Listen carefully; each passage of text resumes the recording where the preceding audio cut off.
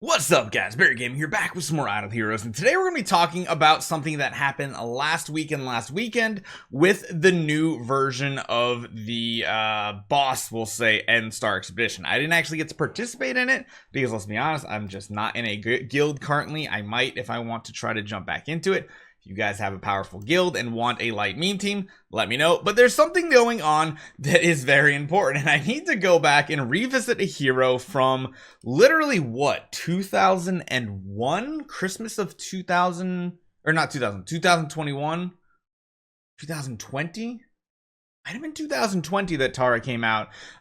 This was a hero that was a very strong hero and became even stronger in multiples. However, Chinese New Year came out, Carry came out, made this hero pretty irrelevant. However, there's an ability called Power of Seal. Passive, deals damage, that's fine. We have this ability called Seal of Light, control effect. Heroes inflicted with Seal of Light cannot release their passive skills. The Power of Light layers will be zeroed upon triggering Seal of Light. So this was an ability that shut down some passive skills. There's a lot of them out there that were a little contentious. Things like, the fact that Carry's Revive was a passive. It didn't block things like that. There was a lot of passives that this did not seal. However, there's one thing that it has always sealed since the inception of Seal of Light. And that is every type of artifact. Yes, if you guys know what I'm talking about here, if we go and look at all of these artifacts and their secondary abilities, it basically prevented the use of like all of these secondary effects that were a thing in the game. Wasn't a big deal back then, because who runs Tara and what other hero has Seal of Light? To this day, we don't have a single Transcendence hero, I don't think, that has a seal ability. At least I don't think. It's been a little bit since I've gone through and looked through all of them. I don't think any of them seal away. Or if they do, it's very minor, because most of the time finding these newer Transcendence heroes only happens in like PvP. You rarely see them in the story mode, the campaign mode, anything like that. But the fact that it shuts down a couple things is pretty important. Let me go back over to our artifacts here. The fact that things like Lucky Candy Bar that people have gotten to the point of using in a lot of different types of teams to avoid these control effects, because of course, Control of Destiny, when the battle starts, offset the first control effect received. That is pretty huge. That's something that's big. We also have the Sweet Wonder version, the Splendid. It has a little bit of extra here. Afterward, there's a 50% chance of removing a control effect. And then of each round, if you are controlled, you grant Gaze of Fate, increasing all damage reduction and all damage dealt by 30% respectively. That was something that people have used. There were even ones that people were using, Deific Mysterious Artifacts here. Breath of the Forest Spirit, the one that stacks the damage. You're using ones like Antler's Cane to stack the damage. All of these are considered passives according to the game. And I don't know if that's very healthy or good for the new hardest game mode in the game, because literally I know a lot of people love doing this game mode. I've gotten to the point where I kind of got too tedious for me, and I didn't want to do Star Expedition anymore. They introduced the newer boss, which basically the first 100 levels, which is like the original boss, became cake with all these power upgrades that we're getting. And it's bound to happen as you get more powerful upgrades and more powerful systems in the game. Older content is going to have to be expanded on. We had the second 200 levels. Now we have a new boss difficulty that is taking it over to the top, and even using some heroes, like one of the strategies was using Phantom to fire Lena, using her Core of Origin, letting this be the one that, removes or reduces the duration of any control effects, which is pretty big. All these things were like strategies we use. Now we're pretty much to the point where your team's getting stuck, you're not able to ramp your damage, and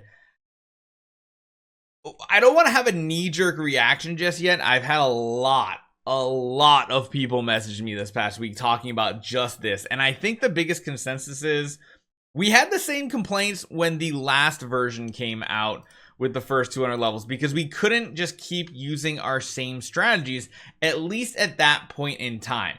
We had to get newer things that let us enable different teams, and then we were able to punch through that second 100 levels very quickly as well. Because Seal of Light has become a thing, I know a lot of people have complained and said they need to remove or quote unquote fix it so that Seal of Light does not prevent your artifacts from doing their secondary things, which I can kind of agree with. I will agree with. But we did have the same complaint when this first came around with the second group of 100 levels. So I kind of want to see, give it a month or two. We'll have like one more time, see if people create new teams. This community is amazing, and Discord and Reddit, they have some genius players out there, way bigger brain than me, to figure out some really cool team compositions that work. And I'm sure we'll find some way to get around the Seal of Light. Granted, it is, I mean, it is a control effect. So I don't know if there's a way to be, I mean, maybe. I know you guys aren't going to like what I say here. I know you're not, but the top tier meta, the best of the best, or not best of the most expensive accounts out there, the biggest whales, Megalodons, are most likely going to have to reroll into Seal of Light immunity in order to really make their teams power up. Now, what that means is, sadly, you can't get that on A and A-. Those just aren't there. You can get control immunity, which can be good. It just might be very RNG dependent to see what you got. And that also means you need an A- or higher for support heroes to kind of have that as well. Granted, you can get on B tier control immunity too. It's just not as high of a value. But going for Seal of Light seems to be the way, because previously we were basically going for things on here, you know, Twine immunity for PvP. You were going for Silence immunity for the same thing we just complained about. Now is they introduced more CC effects, so you needed ways to not be silenced if you really want to push a ton of damage. The only downside is this does make this very, very whale heavy. And if you notice, if we just go to S tier heroes, like any of them, they're expensive. If this actually works, you got to give it 3 seconds. 1, 2, 3. I can click it again. I mean, even thing like Heart Watchers are going for 70,000. Vessas, if you're using Hyperspace Hunter, Ilamok, Freya, they're all going for very, very expensive amounts. So it's not something an average player can do whatsoever.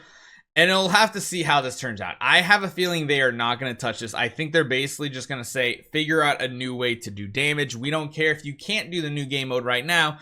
Throughout the year of 2025, we're going to get new power systems and stuff like that. So I don't think it's as big of a deal. But it does feel bad to go from like hitting the boss for quadrillions to then like just having your team be wiped out and you can't do anything. Let me know what you guys think about this. I know it's a hot button topic.